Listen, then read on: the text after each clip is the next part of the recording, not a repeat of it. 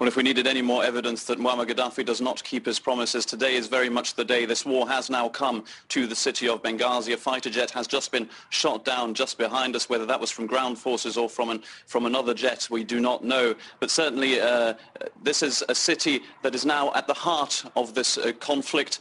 We've heard bombardments throughout the night, some so loud and strong that the windows shook where we are. And increasingly we nervously look behind our shoulders here towards that road that leads to Ajdabia, which was once the front line. That front line has now moved considerably closer to Benghazi, to the outskirts of the rebel-held city. And we've seen a lot of pickups with heavy artillery on them and a lot of men moving towards the front line, others also coming back. There's a lot of movement here right now.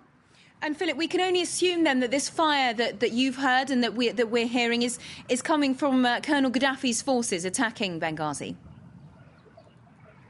Yes, absolutely. I don't think there's any doubt about that. This is very much part of this strategy. You might have heard the latest explosion there just behind me. This is very much the strategy of Muammar Gaddafi, slowly coming closer to the city of Benghazi. We've seen the tactics so far have been aerial bombardments first, then followed by ground troops and heavy artillery coming in. And we're very much expecting the same here. So far, we've not seen any aerial bombardments of the city centre itself, but certainly just behind me there is black smoke billowing from the outskirts of Benghazi, a very ominous sign for this city. After all, Muammar Gaddafi had promised an imminent attack only 48 hours ago. That did not happen, but it looks like that is the situation we are in right now. And Philip, we can hear the gunfire behind you right now.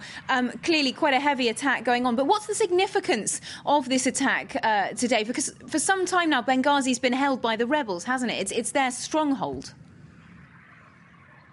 Well, the reason it might be happening today is quite simply because time is running out for Muammar Gaddafi. With the UN vote going through, that resolution being adopted by the UN Security Council, with the no-fly zone now in place, it looks like Muammar Gaddafi is using the rest of his time that he's got available to bombard as quickly and as strongly as possible. He did promise yesterday that he would not come inside of the city of Benghazi. Right now, these bombardments are happening on the outskirts. It'll be very difficult to take the city itself. After all, a city of 1 million people. This is Libya's second city, the biggest city, and it's ready for a fight. After all, the rebels have repeatedly repeated what essentially is their mantra: we'll stay in this city and we are ready to die here. It looks like the moment for that final fight is coming.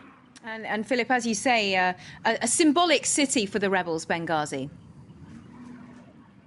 Yes, absolutely it is. After all, the rebellion started just to the east of the city, close to the Egyptian border. Then this city was taken over progressively, and it's now become very much the heart of the rebel-held territories. This is where the interim council sits as well, the de facto leadership of this area of Libya, a city very much divided into two right now. And Benghazi has a history of rebellion. It's famous for going against the regimes in place, be that Muammar Gaddafi's regime at the moment or any others that might have been in place before. He, after all, started his own rebellion in the city of Benghazi. This is a very symbolic place, a very important city for the country as a whole, but certainly for this eastern part of Libya that is now so strongly divided from the west, very much a country divided into two right now. And just to repeat, it does look like this battle is now coming to the outskirts of Benghazi. We're still hearing explosions here, and we have seen fighter jets over the city.